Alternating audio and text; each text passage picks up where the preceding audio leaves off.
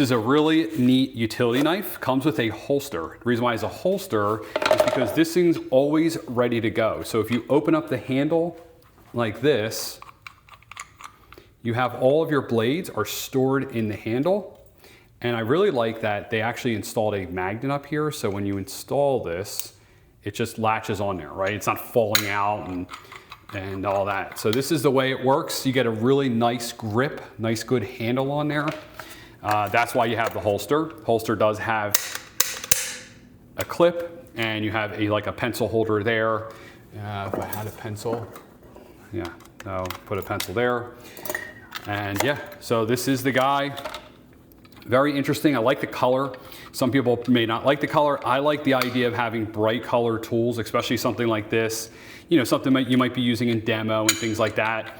You always end up like dropping these and then they disappear. So I actually welcome the very bright color, and I like that it has a holster. Who doesn't like holsters?